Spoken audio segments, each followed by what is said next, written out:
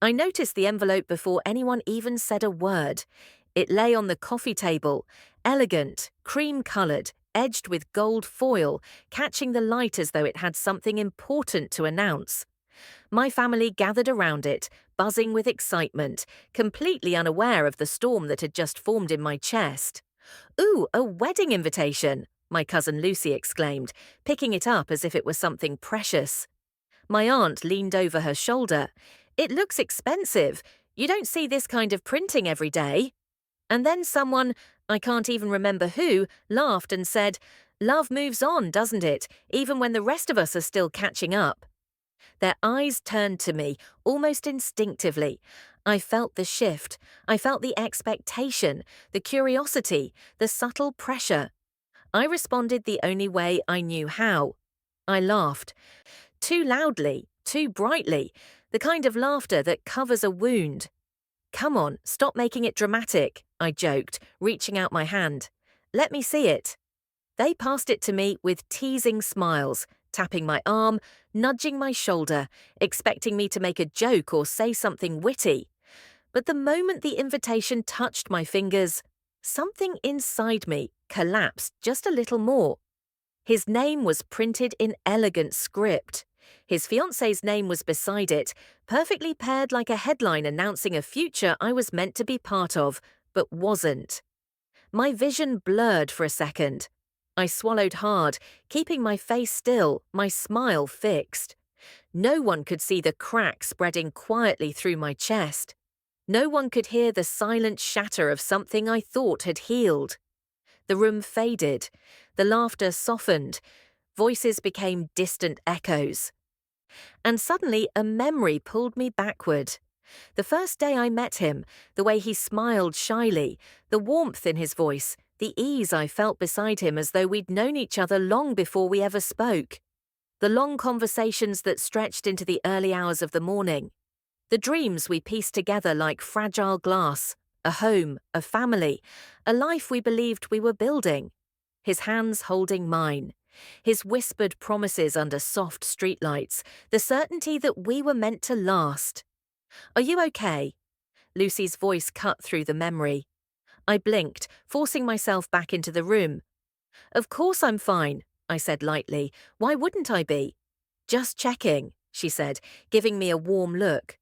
I smiled again, a polite, controlled smile, and placed the invitation gently back on the table. But inside, I was falling apart. My heart was racing so fast it felt like it might burst through my chest.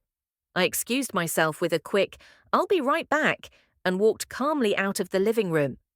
The moment I crossed the doorway, the facade slipped. My hands trembled, my breathing hitched.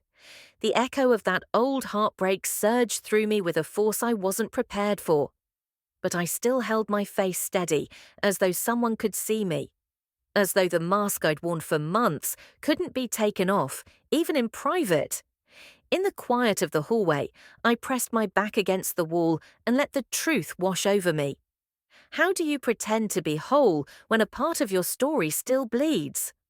I stared down at my hands, remembering his voice, his touch, his secrets, the ones I carried alone. Everyone thought they knew why we ended. Everyone assumed it was a simple breakup. Just two people who drifted apart. But they were wrong. So very wrong. I closed my eyes, exhaling a shaking breath as one final thought whispered through me. The truth I had never spoken aloud. Nobody knew why we really broke up. Nobody knew the secret I protected him from. And for the first time in months, I realized that secret was about to come back to haunt me. In the months that followed the breakup, everyone thought I was fine. More than fine, actually. People said things like, "You're handling it so well. You're stronger than most. Maybe the love just faded. You look happier now." I smiled politely each time, nodding along as though their words were true, but what none of them saw was the storm quietly unfolding inside me. My nights became battlegrounds, hours spent staring at the ceiling, replaying conversations I wished I'd handled differently, arguments I wished I'd softened, moments I wished I'd held on to just a little longer. And in those long, silent hours, I whispered to myself, I felt lost, like walking through a fog nobody else could see. During the day, I played the role of the unbothered ex. I went to work, met friends for dinner, even laughed at their jokes. But every time I passed a couple holding hands or saw a man with the same build as him walking down the street, my heart tightened painfully. One evening, my best friend Ava noticed my silent stare and nudged me gently. "You sure you're okay?" she asked, searching my face. "I'm perfectly fine," I replied, forcing a smile. "Honestly, I'm over it." She looked at me for a moment, unconvinced. "All right," she said softly. "But you know you can talk to me, right?" I nodded. "I know." But I didn't. I couldn't. Because telling her the truth meant exposing a part of him that wasn't mine to reveal. Every day after work, I found myself walking past the cafe we used to visit. I'd stop for half a second, tempted to go in, to feel a memory, even if it hurt. Instead, I'd cross the street abruptly, pretending I needed something from the shop on the other side. I deleted pictures of us from my phone several times, only to restore them again minutes later, my finger trembling, as though acknowledging him would drag me under. I kept telling myself I had done the right thing, that ending the relationship was what he needed, that I had left to protect him, but the guilt stayed with me like a shadow.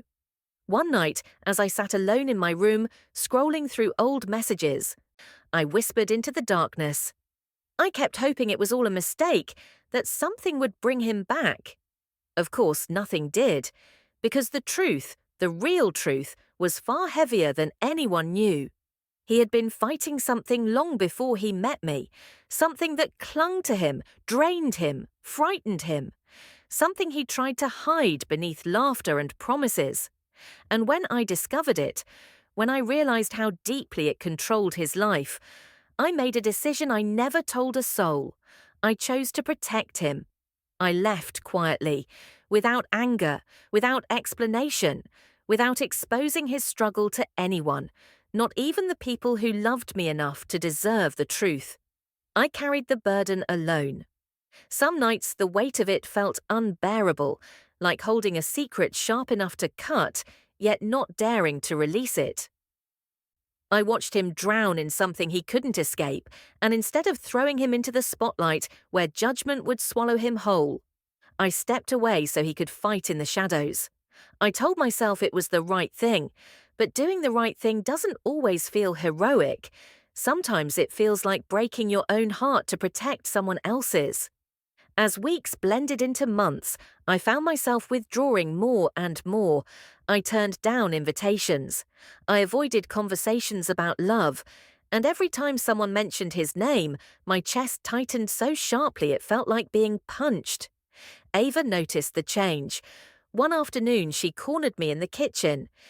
"You're disappearing," she said quietly. "I'm fine," I insisted. "No, you're not." Her eyes softened. "Tell me the truth. What happened between you two?" I opened my mouth, and nothing came out. How could I explain? How could I expose his vulnerability, the one he'd trusted me to protect? How could I make her understand that sometimes love doesn't end because it dies, but because it isn't enough to survive the weight of a secret? "I can't," I whispered. Ava sighed sadly. "You're hurting yourself by holding it all in." Maybe she was right, but letting it out meant hurting him, and that was something I could never do. So I swallowed the truth once again, and as I lay in bed that night, staring at the ceiling with tears pooling at the corners of my eyes, I realized something that chilled me. Some secrets don't fade. Some secrets follow you. Some secrets wait, patient, heavy, and unspoken. And the one I kept for him was about to resurface. Because the wedding invitation wasn't just a reminder of our past, it was a warning, a sign that the truth I buried so carefully might not stay buried for much longer. The wedding invitation lay on my lap like a weight I wasn't strong enough to lift. I sat on the edge of my bed, hands trembling slightly, the evening light slipping through the curtains in soft golden stripes. For a moment, I simply stared at the envelope. A simple piece of paper, yet it held the power to undo months of pretending, distancing, hiding. The more I looked at it, the more it became something else entirely. Not an announcement, not a celebration, but a mirror. A mirror that forced me to see the truth I'd buried. I pressed my palms against my eyelids, trying to steady my breathing. But the harder I tried to control myself, the faster my thoughts spun, until they finally dragged me back to that night. The night everything changed. It had been raining violently, sheets of water crashing against the windows of my flat. He arrived soaked, hair plastered to his forehead, clothes clinging to him. "What happened?" I asked, concern rising immediately. He didn't answer. He just walked past me into the living room, pacing like a trapped animal. "Talk to me," I said gently. "You're scaring me." He stopped abruptly, hands shaking, eyes darting around the room as though searching for courage. "I messed up," he whispered. My stomach tightened. "What do you mean?" He sank onto the sofa and buried his face in his hands. "I can't keep hiding this from you."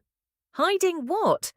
When he finally looked up, there was a rawness in his eyes I had never seen before. "I'm not who you think I am." I sat beside him slowly, trying to stay calm. "All right, tell me." He exhaled shakily. "I've been struggling for years, before I met you, during us, even when I pretended I had everything under control." "What struggle?" I asked, my voice barely audible. His answer came out cracked, weak, a confession that tasted like pain. "My addiction." Everything in the room seemed to freeze. The world felt suddenly too quiet, too fragile. I couldn't speak. I couldn't breathe. My mind was trying to process what he had just said. He continued, voice breaking. "I've tried to stop. I swear I have. But every time I feel like I'm getting better, I fall again. And every time I fall, I hurt you without even meaning to." "You should have told me," I whispered. "I was afraid you'd leave." He laughed bitterly. "Turns out I was right to be afraid." "I'm not leaving," I said quickly. I need to understand." He shook his head. "No, you don't understand. This thing, it's not small. It's not a bad habit. It's a shadow I can't outrun." I touched his arm gently. "We can work through this, together." But he pulled away. "No, I won't let you drown with me." The argument that followed was messy, emotional, painful. I cried. He shouted. I begged him to let me help. He begged me to walk away before he destroyed me. And in the middle of the storm of words, tears, and confessions, I saw it. The truth. Loving him wasn't enough to save him. Not from this, not from himself. And in that moment, through the ache in my chest and the tears running down his face, I knew what I had to do. I had to leave. Not because I stopped loving him, but because I loved him too much to watch him drown while pretending to swim. The memory faded, leaving me in my room once again, older, quieter, more tired. For the first time since the breakup, I let myself cry. Not silent tears slipping down my cheeks, but a full, unrestrained sob, the kind that shakes your whole body. Months of holding on, months of pretending, months of hiding behind strength I didn't actually have. It all broke open. I curled forward, burying my face in my hands, gasping as the truth finally spilled out of me. "I lost myself," I whispered. "I lost myself trying to protect him." And there, in the middle of my tears, something shifted, a small, sharp clarity cutting through the chaos. I realized that I had never really healed. I had simply paused my pain, put it on a shelf, smiled over it, walked around it. But it had been following me, waiting for the moment I finally looked it in the face. I sat up slowly, wiping my cheeks with trembling fingers. "I need to heal," I whispered, "not for him, but for me." For the first time, those words didn't feel like a lie.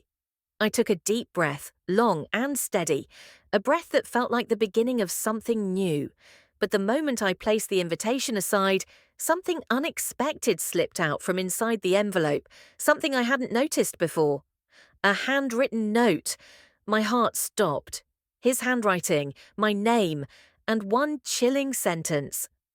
"I need to tell you something before I get married." My breath caught in my throat. What could he possibly need to tell me now? The wounds had barely closed, the past had barely settled. And now, he wanted to talk. The turning point wasn't just about healing. It was about what was coming next. I didn't sleep the night after the wedding, not because of heartbreak, at least not in the way people imagine it, but because my mind kept replaying every moment. The love, the loss, the silence, the secret I carried like a second heartbeat. And now, the ending. Or maybe, the beginning. I remember waking up to my own breathing, steady but unsure, like someone learning to exist again. The room felt bigger. Or maybe I finally realized how small I had allowed myself to become. I sat up, whispered into the empty air. "So, this is it." My voice cracked but didn't break. For once. I thought of him, of the way he looked at her with a softness I once prayed he'd reserve for me. And instead of crying, I felt something unexpected. Relief. Because finally there was no more maybe, no more waiting. No more holding my breath around someone who never noticed I was suffocating. I got dressed in silence, the kind that felt less like punishment and more like protection. I stepped outside for a walk, my first in weeks. The sun was soft, warming my back as I whispered to myself like I was meeting me. "You've survived worse. You'll survive this." A little boy ran past me, laughing loudly as his mother chased him. For a second, I envied how free he was, how fearless. Then I caught myself smiling. Maybe I could learn to feel that way again. Later that afternoon, I sat with my friend Zara, the only person who knew everything. She looked at me carefully, like someone reading a fragile book with trembling fingers. "Talk to me," she said gently. I sighed, staring at my hands. "I thought I'd be shattered, but I'm not." "That's healing," she whispered. "It doesn't feel like healing," I said. "It feels like empty space." She nodded. "Empty space is where you rebuild." I laughed a little, shaking my head. "You make it sound easy." "It's not," she replied, "but it's worth it." Then she leaned back and added quietly, "You protected him, but who protected you?" Her words hit me so hard I had to look away. For a long moment, I didn't speak. Finally, I whispered, "Maybe it's time I protect myself." That evening, I opened my old journal, the one I had abandoned when loving him became a full-time job. The first page was dusty. The pen felt strange in my hand, but I wrote anyway. I wrote about the silence he left me in. I wrote about the secret I carried alone. I wrote about how love shouldn't feel like waiting outside your own life. When I finished, I felt a little lighter. I placed the journal beside my bed like a companion returning home. The next day, I walked again. Slow steps, deep breaths, no rush. For once, the world didn't feel like it was spinning without me. For once, I could hear myself think. And somewhere between the wind and my footsteps, I realized something. Letting go does not mean losing. Sometimes it means choosing yourself after being forgotten in the story. My story, finally, mine again. 3 days later, while making tea, my phone vibrated. Zara's voice carried through immediately. "Hey, are you sitting down?" My heart jumped. "What happened?" She inhaled sharply, hesitated. "Someone told me something," she whispered. "About him." I froze. "About who?" "You know who," she said. "His wedding. It wasn't what you think." My heartbeat stumbled.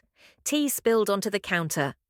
"What do you mean?" I asked, my voice shaking. There was a long silence on the line. Too long. Finally, she said, "You need to hear this in person." I hung up, leaned against the wall, exhaled slowly. For the first time, I felt the trembling leave my body. Not because I was breaking, but because I was rising. I whispered to myself. I left the room trembling, but lighter. And I meant it. I finally meant it, because his wedding was not a sign of my failure. It was simply the road life pulled him toward, with or without me. And maybe, just maybe, life was pulling me somewhere too. Somewhere I hadn't dared to imagine yet. Love had hurt me. Love had stretched me. Love had taught me silence, patience, and sacrifice. But love had also grown me into someone softer and stronger at the same time.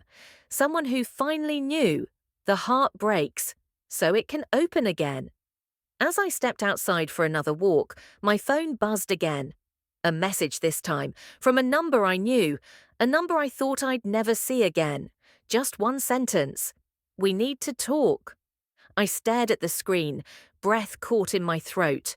Not broken, not afraid. Just ready. Ready for whatever was coming. The message stared back at me. We need to talk. My breath caught somewhere between fear and disbelief. For a moment, I just stood there, holding my phone like it was burning, the evening air suddenly too still, too sharp. I could hear my heartbeat in my ears, loud, impatient, demanding answers. Was I ready for this? Was I ready to open a door I had fought so hard to close? I didn't know, but I replied anyway. When? The response came almost instantly. Tonight, please. We chose a quiet cafe at the edge of town, neutral ground, a place with soft lighting, wooden tables, and a gentle hum of strangers' conversations. By the time I arrived, he was already there. He stood up when he saw me. He looked tired. Not in the way people get tired from long days, but tired in the eyes, in the soul. "Hi," he said softly. "Hi," I replied, keeping my distance. We sat. A thick silence lingered between us, the kind filled with everything unsaid. Finally he exhaled. "I heard you found out I got married," he said, staring at his hands. I nodded. "Yes, everyone did." He winced a little. "I didn't want you to hear that way." "Does it matter?" I asked quietly. He looked up, and for the first time in a long time, I saw the man he used to be, broken, hopeful, human. "It does," he whispered, "because you deserve the truth." He leaned forward, elbows on his knees. "You didn't leave me because you stopped loving me," he said. "You left because you were trying to save me." My heart tightened. Hearing him say it out loud felt like tearing open a healed scar. "And I made you carry the weight of my mistakes," he whispered. "Alone." I didn't respond. I couldn't. He swallowed hard. "I never told anyone this. But I want you to know, you were the only person who believed in me when I didn't believe in myself." I felt tears threatening, but I held them back. "I got help," he continued. "After you left, I finally got the help you begged me to get." There it was, the turning wheel of life, the kind that hurts but brings answers. "I didn't fix myself for her," he added quietly. "I fixed myself because you showed me I needed to." My chest burned with a mixture of pain and pride. He reached into his pocket and placed something on the table, a small note, folded, worn at the edges. "I found this after you left," he said. "I read it every time I felt like giving up." I knew the note. I wrote it the night I walked away, shaking and crying. "One day, you'll thank yourself for choosing healing, even if it means losing me." He looked at me with eyes that finally held truth. "You didn't lose me," he said. "You saved me."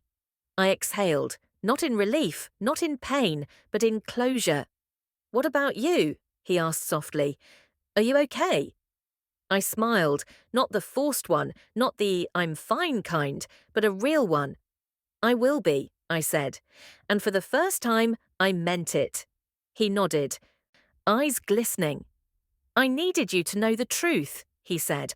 "I'm sorry for the pain I caused. You deserved better. You still do." We stood. A calmness washed over me. He opened his arms slightly, an invitation, but I took a step back. "Thank you," I whispered, for telling me, for healing, for growing. He dropped his arms and nodded with quiet understanding. We walked out separately. No dramatic ending, no rekindled flame. Just two people finally unburdened by a shared past. When I stepped outside, the night felt clearer, the wind felt lighter, and my heart. My heart exhaled. I left the meeting trembling, but free. Now that the story has come full circle, I want to speak to you, the listener, the watcher, the quiet soul behind the screen. Maybe you've carried a secret too heavy for one person. Maybe you walked away from someone you loved because staying would have broken you. Maybe your heart has been bleeding in silence. If you have ever smiled in front of people while you were falling apart, protected someone at the cost of your own peace, loved someone who couldn't love themselves, waited for closure that never came, then please hear this. You are not alone, you are not weak, and you did not fail. Sometimes walking away is the loudest form of love. Sometimes protecting yourself is the first step to healing. Sometimes closure comes from accepting the truth, not rewriting it. You deserve healing. You deserve calm. You deserve a love that doesn't hurt to hold. And if your heart is still tired, still tender, still trying, I see you. I honor your strength. And I'm proud of the steps you're taking, even the small ones. Your story isn't over. Your joy is not behind you. There is still so much life waiting for you.